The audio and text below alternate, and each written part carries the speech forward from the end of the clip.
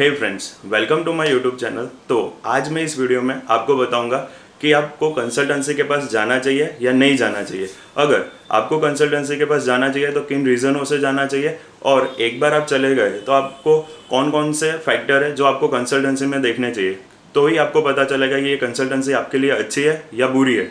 तो वो भी मैं रीज़न आपके साथ डिस्कस करूँगा, और मैं ये भी बताऊंगा कि कंसल्टेंसी के पास जाने से पहले आपको कुछ काम होते हैं वो आपको ख़त्म कर देना है, फिर आपको कंसल्टेंसी के पास जाना है। तो वो कौन कौन से काम है वो भी मैं आपको बताऊंगा। तो वीडियो को पूरा एंड तक देखिए, और ऐसी इन्फॉर्मेशन बेस्ड वीडियो देखने के लिए do subscribe my channel.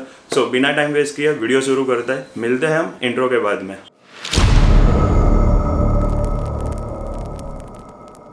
So friends, जब भी कभी हम अब्रॉड स्टडी के लिए सोचते हैं तो हमें ख्याल आता है कौन सी कंसल्टेंसी हायर करें। मैं आपको बताऊंगा कि कंसल्टेंसी कैसे हायर करता है, कौन कौन से फैक्टर आपको ध्यान में रखने चाहिए कंसल्टेंसी हायर करने के लिए। अब्रॉड जाने के लिए कुछ सर्टेन थिंग्स है जो आपको करनी होती है, जैसे कि आईलेट्स की एग्ज़ाम देनी होती है, फिर यूनिवर्सिटी कॉलेजेस में अप्लाई करना होता है, फिर आपको बायोमेट्रिक की टेस्ट देनी होती है, मेडिकल टेस्ट देनी होती है, जीआईसी पे करनी होती है, वीज़ा फाइल करना होता है। इनमें से कुछ काम ऐसे हैं जो आप खुद कर सकते हो, जैसे कि आईलेट्स के एग्ज़ाम देना, बायोमेट्रिक के एग्ज़ाम देना, मेडिकल टेस्ट बुक करना, ये सारे काम आप खुद कर सकते हो। बट तीन मोस्ट इंपॉर्टेंट काम जिसके लिए आपको कंसल्टेंसी के पास जाना चाहिए, वो तीन काम है यूनिवर्सिटी और कॉलेजेस में अप्लाई करना। क्योंकि यूनिवर्सिटी कॉलेजेस के साथ अच्छी अच्छी कंसल्टेंसी का टाई अप होता है, तो वो आपका फाइल अच्छी तरीके से रखेंगे तो आपका ऑफर लेटर है वो जल्दी आएगा। फर्स्ट काम ये हो गया। फिर दूसरा काम आता है जीआईसी पे करना। जीआईसी एक इंपॉर्टेंट रोल प्ले करेगा पे करने में, क्योंकि वो एक कॉम्प्लिकेटेड प्रोसेस है जिसको आप कंसल्टेंसी के थ्रू करोगे तो आपका प्रोसेस ईजी रहेगा। तीसरा और मोस्ट इंपॉर्टेंट काम है वीज़ा फाइल करना। अब वीज़ा फाइल करना बहुत इंपॉर्टेंट काम है, क्योंकि जो भी सारी प्रोसेस की है वो एक ही काम पे डिपेंड करेगी, आप कैसे वीज़ा फाइल करते हो। और वीज़ा फाइल में एक भी डॉक्यूमेंट रह गया तो आपका वीज़ा रिजेक्ट होने के चांसेस बढ़ जाएंगे, और वीज़ा रिजेक्ट होगा तो पूरी जो मेहनत की है वो बेकार जाएगी आपकी, और फिर से करनी पड़ेगी, यानी आपका टाइम वेस्ट होगा। इसीलिए कंसल्टेंसी के पास जाना बहुत ज़रूरी हो जाता है, क्योंकि उन लोगों का काम है वो हर रोज़ 10 से 15 वीज़ा फाइल करते हैं स्टूडेंट के, तो उनको पता होता है कि कौन कौन से डॉक्यूमेंट और कैसे वीज़ा फाइल करते हैं। क्योंकि हर एक स्टूडेंट की फ़ाइल अलग अलग होती है, तो उनको अलग अलग तरीके से वीज़ा फाइल करना होता है। तो ये ध्यान रखना, ये तीन चीज़ों के लिए ही आपको कंसल्टेंसी के पास जाना चाहिए, और मैं आपको रिकमेंड करूँगा कि आप कंसल्टेंसी के पास जाओ। अब मैंने रिकमेंड तो कर दिया कि कंसल्टेंसी के पास जाओ, बट कैसे आप चूज़ करोगे कि ये कंसल्टेंसी अच्छी है या बुरी है, तो वो मैं आपको अब बताऊंगा। कंसल्टेंसी चूज़ करने से पहले आपको ये सारे पॉइंट ध्यान में रखने चाहिए। सबसे पहला पॉइंट ये है कि आप जो भी कंसल्टेंसी चूज़ कर रहे हो वो उनकी सर्विस का एक भी रुपया आपसे नहीं लेना चाहिए। ये ध्यान रखना, क्योंकि आपका एडमिशन जो भी कॉलेज और यूनिवर्सिटी में होगा वो कंसल्टेंसी के थ्रू उनका टाई अप होता है, तो उनको कमीशन मिल ही जाता है। तो ये फर्स्ट पॉइंट है कि वो आपसे उनकी सर्विस का एक भी रुपया ना ले। फिर आता है दूसरा पॉइंट, जो भी कंसल्टेंसी आप चूज़ करो वो ध्यान रखना, और ये सबसे इम्पोर्टेंट पॉइंट है, ये ध्यान रखना कि आपका ओरिजिनल डॉक्यूमेंट वो उनके पास ना रख ले। क्योंकि बहुत सारी कंसल्टेंसी मैंने ऐसी देखी है कि वो आपके सारे ओरिजिनल डॉक्यूमेंट उनके पास रखते हैं जब तक आपका वीज़ा नहीं आ जाता। तो ये ध्यान रखना, कोई भी कंसल्टेंसी ऐसा कहे कि आपको आपके ओरिजिनल डॉक्यूमेंट हमारे पास सबमिट कराने होंगे, तो आप पहले ही मना कर दो कि नहीं, करनी ही नहीं है आपके साथ हमारी प्रोसेस शुरू।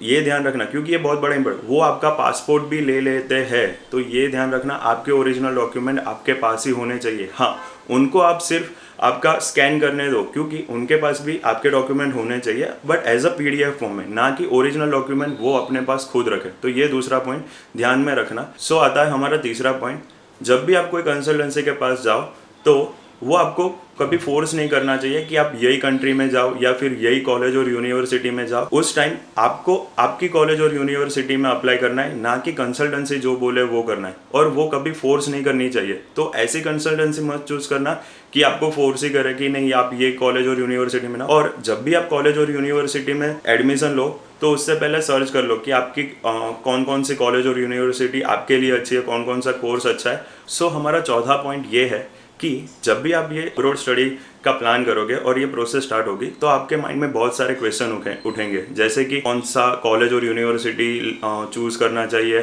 कौन सा कोर्स चूज़ करना चाहिए, कौन सा कोर्स आपके लिए बेस्ट है। आप खुद भी रिसर्च करो और कंसल्टेंसी से पूछो। फिर आपके माइंड में ये उठेगा कि ये डॉक्यूमेंट किस लिए चाहिए, ये डॉक्यूमेंट कहाँ से आप ऑक्यूपाइड कर सकते हो। तो ये सारे क्वेश्चन आपके माइंड में उठेंगे जब ये प्रोसेस स्टार्ट होगी। ये जो सारे क्वेश्चन है उसके आंसर आपके कंसल्टेंसी के पास होने चाहिए और आपकी कंसल्टेंसी आपको अच्छी तरीके से ये क्वेश्चन का आंसर देना चाहिए। तो ये एक बहुत बड़ा पॉइंट है जो आप ध्यान में रखना कंसल्टेंसी चूज करने से पहले, कि वो आपके सारे क्वेश्चन जो आपके माइंड में उठ रहे वो सारे आंसर दे। सो हमारा 5वां स्टेप्स यही है कि जब भी आप अपनी ये प्रोसेस स्टार्ट करोगे तो कंसल्टेंसी आपको प्रोसेस स्टार्ट होने से लेकर प्रोसेस एंड होने तक सारे स्टेप में आपको हेल्प करे, क्योंकि ये सारी प्रोसेस में बहुत सारी चीज़ें आपको नहीं पता होगी और आपको पता नहीं होगा कि कौन सा डॉक्यूमेंट हम कहाँ से ले सकते हैं। तो वो सारा डॉक्यूमेंट आपको कंसल्टेंसी आपको गाइड करेगी कि आप यहाँ से ले सकते हो, ऐसे निकाला जा सकता है, यहाँ से आपको आपका डॉक्यूमेंट मिल सकता है। तो प्रोसेस स्टार्ट होने से लेकर एंड होने तक कंसल्टेंसी आपको हर एक स्टेप में हेल्प करनी चाहिए। तो ये ध्यान रखना। ये हो गया हमारा 5वां पॉइंट। सो ये सारे पॉइंट ध्यान रखना जब भी आप कंसल्टेंसी चूज करो। सो आपकी प्रोसेस बहुत इजी होगी, क्योंकि आपके अब्रॉड स्टडी जाने के बीच में एक कंसल्टेंसी है जो आपकी प्रोसेस इजी बना सकती है और हार्ड बना सकती है। सो एक अच्छी कंसल्टेंसी जब भी आप चूज करोगे तो वो आपकी प्रोसेस बहुत इजी बना देगी। आपका जो अब्रॉड जाके स्टडी करने का जो ड्रीम है वो आप इजीली अचीव कर पाओगे। सो अब मैं आपको बताऊंगा कि कंसल्टेंसी के पास जाने से पहले ऐसे कौन कौन से काम है जो आपको पूरे कर देने चाहिए। सबसे पहला पॉइंट यही है कि कोई भी कंसल्टेंसी के पास जाने से पहले आपको आपकी कंट्री डिसाइड कर देनी चाहिए कि मुझे यही कंट्री में जाना है। आपको ऑस्ट्रेलिया पढ़ने जाना है, न्यूजीलैंड पढ़ने जाना है, यूके जाना है, यूएसए जाना है, कनाडा जाना है, वो आप डिसाइड एक बार कर लो कि मुझे यही कंट्री में जाना है। सो वो इजी रहेगा, क्योंकि बहुत सारे बार मैंने ऐसे देखा है कि उनको डिसाइड नहीं होता, यानी कंफ्यूज होता है। तो कंसल्टेंसी के पास जाने से पहले वो कंफ्यूज होता है, तो वो कंसल्टेंसी के पास जाएंगे तब कंसल्टेंसी उनका फ़ायदा देखेगी और वो आपको एक कंट्री में भेज देंगे जहाँ उनको फ़ायदा हो रहा है। सो ये ध्यान रखना कि जब भी कंसल्टेंसी के पास जाओ आप अपनी कंट्री डिसाइड कर लो कि मुझे यही कंट्री में जाना है। फिर आता है हमारा दूसरा पॉइंट, जो कि है मोस्ट इंपॉर्टेंट पॉइंट। जब भी कभी आप कंसल्टेंसी के पास जाओ उससे पहले आप अपनी आईलेट्स की एग्ज़ाम क्लियर कर लो। आपकी आईलेट्स की एग्ज़ाम क्लियर होगी तो आपका वो टाइम बच जाएगा जब आप आईलेट्स की प्रिपरेशन करोगे, फिर अप्लाई करोगे। आपके पास आईलेट्स की एग्ज़ाम का रिजल्ट आपके हाथ में होगा, तो सिर्फ आपको बस कॉलेज और यूनिवर्सिटी में अप्लाई करना ही रहेगा। तो ये ध्यान रखना जब भी कभी आप कंसल्टेंसी के पास जाओ उससे पहले आप अपनी आईलेट्स के एग्जाम क्लियर कर लो। फिर आता है हमारा तीसरा पॉइंट, जो कि है कंट्री डिसाइड हो गई, आईलेट्स के एग्जाम आपने दे दिए। फिर आता है हमारा तीसरा पॉइंट, जो कि है जो भी कंट्री में जा रहे हो उसमें कॉलेज और यूनिवर्सिटी डिसाइड कर लो। आपकी मनपसंद की और आपका कोर्स जहाँ पे भी अवेलेबल है वो 4 कॉलेजेस या 5 यूनिवर्सिटी जो भी है आप डिसाइड कर लो। फिर आता है हमारा चौथा पॉइंट, जो कि है आप अपने कॉलेज और यूनिवर्सिटी डिसाइड कर ली तो आप अपना कोर्स डिसाइड कर लो। जो 2-3 कोर्स आपको पसंद हो और आपके फील्ड के रिलेटेड हो वो 3 या 4 कोर्स आप डिसाइड कर लो और कॉलेज और यूनिवर्सिटी डिसाइड कर लो जहाँ पे ये कोर्स अवेलेबल है। तो ये हो गया हमारा चौथा पॉइंट। फिर आता है हमारा 5वां पॉइंट, जो भी कॉलेज और यूनिवर्सिटी आपने सिलेक्ट किया और जो भी कोर्स आपने सिलेक्ट किया है वो सारे कोर्स और यूनिवर्सिटी DLI अप्रूव्ड होने चाहिए। DLI अप्रूव्ड हो गए तो ही आपको आपके कोर्स खत्म होने के बाद